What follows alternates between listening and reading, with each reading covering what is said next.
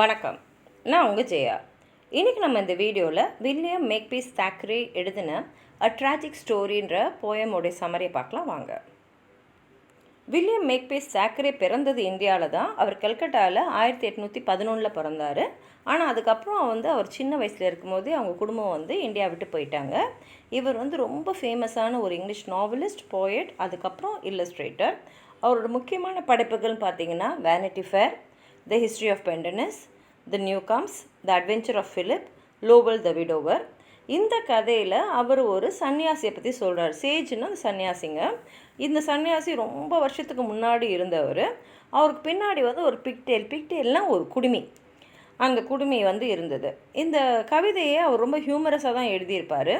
ஏன்னா அந்த சன்னியாசி என்ன பண்ணியிருக்காருன்னா, அவரோட குடுமி ரொம்ப அழகாக இருக்கும். அதனால் அவரோட தலைக்கு பின்னாடி அது இருக்கிறத விட முகத்துக்கு முன்னாடி இருந்தால் நல்லாயிருக்கும்னு நினச்சிக்கிட்டு இந்த குடுமியை தலை பின்னாடிலேருந்து முன்னாடி கொண்டு வரதுக்கு அவர் நிறைய விஷயங்களை செய்கிறாரு. அதை தான் இந்த பாட்டில் அவர் எழுதியிருக்காரு. இது கிட்டத்தட்ட அவர் என்ன சொல்ல வர்றாருன்னா, சில சமயத்தில் ரொம்ப புத்திசாலியாக இருக்கிறவங்களுக்கு கூட ப்ராக்டிக்கலாக இருக்க தெரியாது. அவங்க ரொம்ப புத்திசாலி நம்ம நினைக்கும் போது அதுக்கு எதிர்மறையாக சில விஷயங்களை அவங்க செய்வாங்க அப்படின்னு அவர் சொல்லியிருக்காரு. அது மாத்திரம் இல்லாமல் சில சமயத்தில் மனுஷங்க எப்படி நடக்க முடியாத, நடக்கவே இயலாத ஒரு விஷயத்துக்காக மெனக்கெட்டு அவங்க நேரத்தை வீணடிப்பாங்கன்றதும் இதில் அவர் சொல்லியிருக்காரு. இந்த பாட்டை அவர் ரொம்ப ஹியூமரஸாக தான் எழுதியிருக்காரு. இது மூலமாக அவர் என்ன சொல்கிறாருன்னா, சில பேர் சொல்கிறாங்களே எனக்கு நிறைய சக்தி இருக்குன்னு, ஆனால் அவங்க நிஜமாகவே எப்படிப்பட்டவங்க அப்படின்ற மாதிரி சொல்கிறதுக்காக சொல்லியிருக்காரு. இது எல்லாரையுமே இல்லை, ஒரு சில பேரை தான். இவர் என்ன சொல்கிறாருன்னா, இது ரொம்ப வருஷத்துக்கு முன்னாடி நடந்த ஒரு விஷயந்தான். அதனால் இது ஏன் நடந்தது, இது நிஜமாக நடந்ததான்னு நினச்சி பார்க்குறதுக்குலாம் அவருக்கு நேரம் கிடையாது. ஏன்னா இது அந்த காலத்தில் நடந்த ஒரு விஷயமா அவர் கேள்விப்பட்டு இது எழுதியிருக்காரு. இவரும் ஒரு ஃபோக்லோர் மாதிரி தான் எழுதியிருக்காரு. இது ரொம்ப வருஷத்துக்கு முன்னாடி வாழ்ந்த ஒரு சன்னியாசியை பற்றி. அந்த சன்னியாசிக்கு ரொம்ப அழகான ஒரு குடுமி இருந்தது.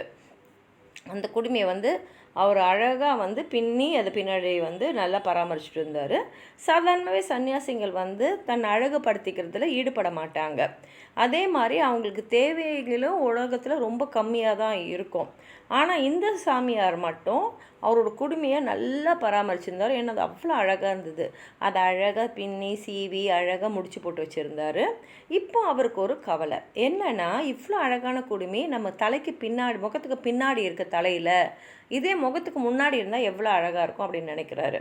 இப்போ என்ன ஆயிடுச்சுன்னா, அதை பற்றி நினைக்க நினைக்க நினைக்க அவர் யோசிக்கிறார், ஏன் இவ்வளோ அழகான குடுமி நம்ம தலைக்கு பின்னாடி இருக்குது, அது எப்படியாவது நான் முன்னாடி கொண்டு வந்துடுவேன் அப்படின்னு அவர் யோசித்து அதுக்காக என்னெல்லாம் செய்ய முடியும் அப்படின்றத யோசிக்கிறாரு. ஏன்னா இப்படி மட்டும் இந்த குடுமையை அவர் முன்னாடி கொண்டு வந்துட்டா அவரோட புத்திசாலி வேறு யாரும் இல்லைன்னு அவர் எல்லார்ட்டையும் சொல்ல முடியும். நிறைய யோசித்து நிறைய முயற்சி செஞ்சுட்டு அப்புறம் அவர் கடைசியில் சந்தோஷப்படுறாரு. ஏன்னா அதுக்கு அவர் விடை கண்டுபிடிச்சிட்டாரு. இப்போ அவர் என்ன நினைக்கிறாருன்னா, இந்த ஒரு குதிச்சு முகத்தை அப்படி திருப்பிட்டோன்னா அப்போது பின்னாடி இருக்கிற குடுமி முன்னாடி வந்துடும் நினைக்கிறாரு. அதனால் அவர் என்ன பண்ணுறாரு, அப்படியே அவர் உடம்பு அவர் திருப்புறாரு. ஆனால் அந்த குடுமி அவர் தலைக்கு பின்னாடி தானே இருக்குது. அதனால் அவர் திரும்பும் போதும் அவர் முகத்தில் அந்த குடுமி வரலை, அவர் தலையோடு தான் அதுவும் திரும்புது. திருப்பி அவர் முகத்தை திருப்பி எடுக்கும் போதும் அது தலையோடு சேர்ந்து பின்னாடி போயிடுது. இப்போ அவருக்கு என்ன பண்ணுறதுன்னே தெரியல. சரின்னு சொல்லிட்டு தரையில் உருண்டு பார்க்குறாரு, ட்விஸ்ட் பண்ணுறாரு, டுவெல் பண்ணுறாரு, உடம்பு என்னென்னலாம் செய்ய முடியுமோ அந்த குடுமையை முகத்து மேலே கொண்டு வந்துடும் நினைக்கிறாரு. சுற்றி சுற்றி போகிறாரு. ஆனால் அவர் என்ன செஞ்சாலும் குடுமையும் அவர் செய்கிற அதே பேட்டர்னை தான் ஃபாலோ பண்ணுது. அவர் தலையில் பின்னாடியிலேருந்து முன்னாடி வரவே இல்லை. இவர் முன்னாடி நடந்து பார்க்குறாரு, பின்னாடி நடந்து பார்க்குறாரு, என்ன செஞ்சாலும் ஒரு ஊசி மோனை கூட அந்த குடுமையை நவரவே இல்லை.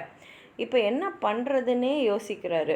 அதே மாதிரி அவர் எப்படின்னா, ஏதாவது ஒரு விஷயத்தை எடுத்துட்டாருன்னா அப்படியே அதை விட்டுற ஆளும் கிடையாது. அதனால் என்னெல்லாம் முடியுமோ ட்விஸ்ட் பண்ணுறது, என்னென்ன செய்ய முடியுமோ அத்தனையும் செய்கிறாரு. ஆனால் அவர் எவ்வளோ செஞ்சாலும் அந்த குடுமி ரொம்ப உண்மையாக அவரோட தலைக்கு பின்னாடியே இருக்குது. அவர் முகத்துக்கு முன்னாடி வரவே இல்லைன்னு தான் அந்த கவிதை எழுதியிருக்காரு. வாங்க கவிதையை படித்து பார்க்கலாம்.